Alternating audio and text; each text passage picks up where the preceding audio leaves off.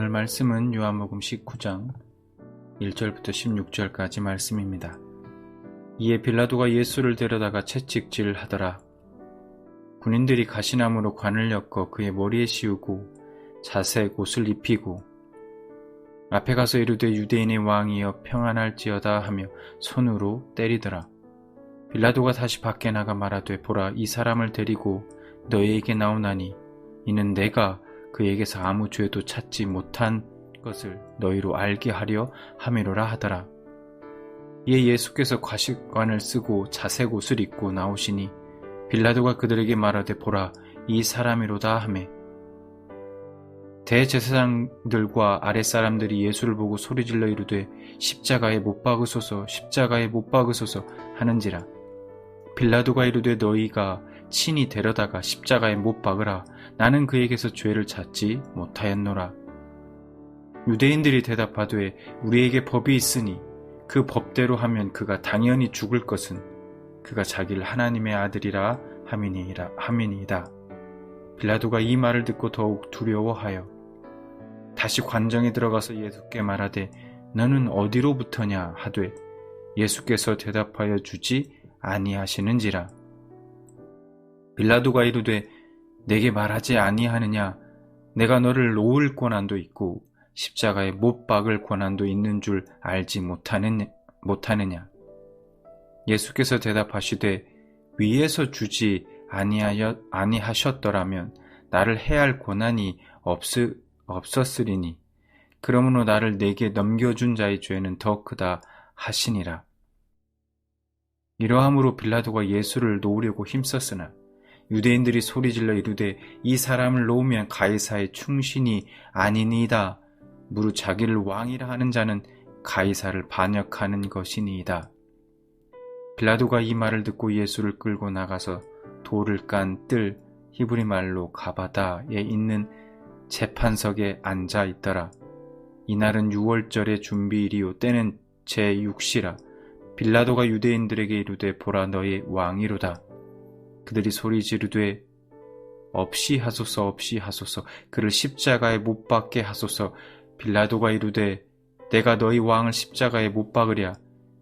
대제사장들이 대답하되 가이사 외에는 우리에게 왕이 없나이다 하니 이에 예수를 십자가에 못 박도록 그들에게 넘겨주니라.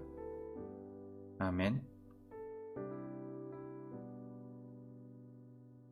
오늘 본문 4절을 보면 빌라도는 예수님에게 아무런 죄도 찾지 못했다고 말합니다. 그래서 그는 예수님을 놓아주고 싶어 했습니다. 하지만 유대인들은 예수님을 못 박으라고 아우성을 칩니다. 예수를 그냥 풀어주면 가이사의 충신이 아니다 라고 소리치며 빌라도를 몰아붙였습니다. 이런 상황에서 만약 여러분이 빌라도였다면 어떤 선택을 했겠습니까? 빌라도는 유대인들의 압박을 이겨내지 못하고 죄가 없다는 사실을 알고도 예수님을 십자가에 못 박도록 내어줍니다. 그러면 빌라도가 그런 선택을 한 이유는 무엇일까? 유대인의 총독이라는 자신의 위치가 흔들리고 빼앗길까봐 두려워했기 때문입니다. 그는 재판관으로서 공정과 정의보다 자신의 현실적 이익을 선택한 것입니다. 유대인들도 마찬가지입니다. 7절을 보면 이렇게 말씀합니다. 유대인들이 대답하되 우리에게 법이 있으니 그 법대로 하면 저가 당연히 죽을 것은 저가 자기를 하나님의 아들이라 함이니이다 라고 말합니다. 유대인들이 말하고 있는 예수님의 죄는 자신을 하나님의 아들이라고 했다는 것입니다. 여러분, 유대인들은 오랜 세월 하나님의 아들을 기다려온 사람들 아닙니까? 그런데 예수님이 스스로 하나님의 아들이라고 말했다고 죽여야 한다는 것입니다. 기다리던 메시아가 왔다는데 그들은 오히려 죽이려 하고 있습니다. 뭔가 이상하지 않습니까? 그러면 메시아를 기다리며 살아온 그들은 왜 예수님을 못 박은 것일까요? 그들이 기다리던 메시아는 자신들의 삶을 행복하게 풍요롭게 해줄 메시아였던 것입니다. 그런데 정작 하늘로서 왔다고 말하고 하나님의 아들이라고 하는 예수는 아무리 봐도 자신들을 그렇게 만들어줄 힘과 능력이 없어 보였던 것입니다.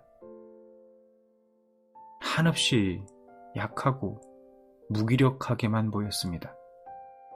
유대인들은 자신들의 행복을 위해 하나님의 아들을 기다린 것입니다. 그런데 만약 예수님을 하나님의 아들로 인정한다면 그것은 곧 그동안 그들이 품고 살아온 소망을 포기해야 함을 뜻하는 것입니다. 그러니 유대인들은 그런 예수를 절대로 하나님의 아들로 인정할 수 없었던 것입니다.